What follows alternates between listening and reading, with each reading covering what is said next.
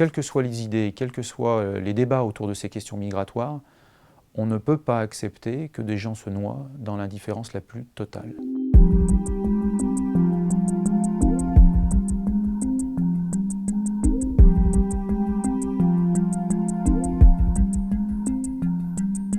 C'est 3000 personnes qui perdent la vie aujourd'hui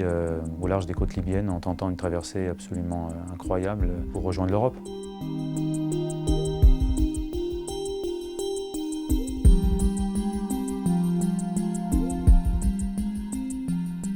Donc à partir de là,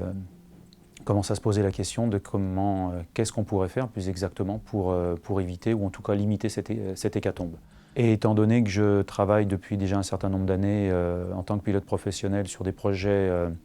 d'opérations aériennes humanitaires, évidemment l'idée de pouvoir peut-être apporter un soutien d'observation aux bateaux qui sont présents dans la zone me traverse l'esprit. J'arrive à établir un contact direct avec d'abord une ONG française, puis ensuite avec une ONG espagnole et une ONG allemande qui en gros me confirment toute la même chose, à savoir oui, ils ont d'énormes besoins pour repérer ces petites embarcations depuis la passerelle du bateau. Et lorsque je leur propose de travailler à une solution qui consisterait à leur proposer un service d'observation aérienne avec un petit avion, la réponse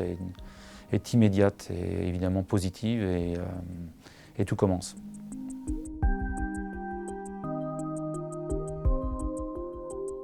Le petit avion dont on a fait l'acquisition est équipé d'un système de pilote automatique de manière à pouvoir justement décharger notre charge de travail en termes de pilotage pur, même si évidemment lorsqu'on arrive sur des embarcations on reprend en manuel et parce qu'il y a un certain nombre de manœuvres à faire pour pouvoir bien identifier, bien voir ce qui se passe. Donc évidemment c'est dans un premier temps une observation visuelle et lorsqu'il y a un doute, eh bien, on essaye déjà d'utiliser les jumelles pour voir si on arrive à lever le doute et si ce n'est pas suffisant, eh bien, on met le cap sur l'embarcation qu'on pense avoir repérée et on va justement lever le doute. Lors de notre premier survol au large des côtes libyennes, au-dessus des eaux internationales, on a pu ce jour-là repérer plusieurs types d'embarcations. Une embarcation en particulier qui avait déjà été secourue quelques heures plus tôt et sur laquelle il était inscrit clairement une inscription à la bombe de peinture noire signalant justement que ce bateau avait été secouru et la date à laquelle il avait été. Ça c'est la première chose, donc évidemment c'est rassurant et on est parti on a continué notre patrouille un petit peu plus tard. C'est vraiment le deuxième jour où on a repéré une embarcation qui était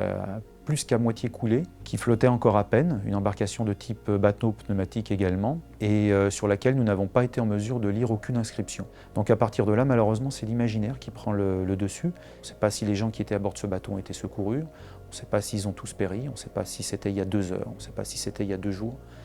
Et ça nous rappelle que finalement, c'est le but premier c'est l'objectif premier de notre mission. C'est d'essayer de repérer ceux qui ne sont pas vus. Ce qui m'a marqué, c'est vraiment, lors de cette première mission, c'est que même si on se prépare à ce type de survol, même si on sait à quoi s'attendre, même si on sait qu'on va croiser effectivement potentiellement des bateaux en grande difficulté, le jour où on touche du doigt cette réalité,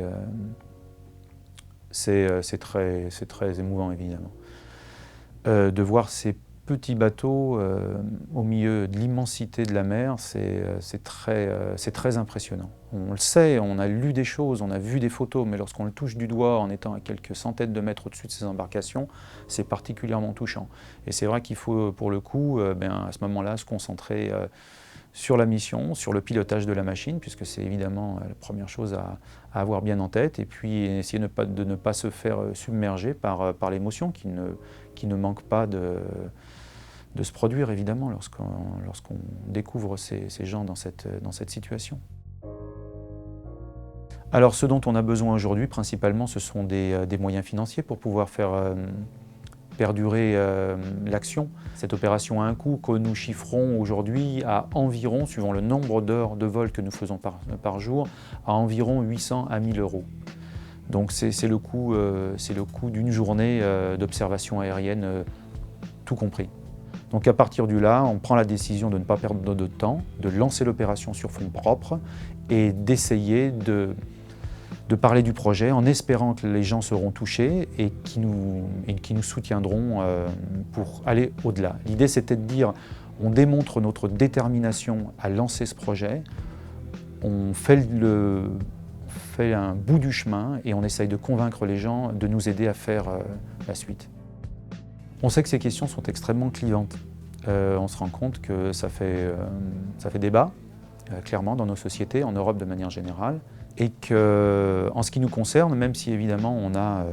un avis, on a des convictions personnelles, dans le cadre de cette opération, on essaye véritablement de se focaliser sur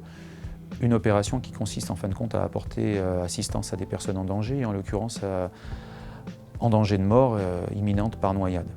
Parce que je pense que, quelles que soient les idées, quels que soient les débats autour de ces questions migratoires, on ne peut pas accepter que des gens se noient dans l'indifférence la plus totale.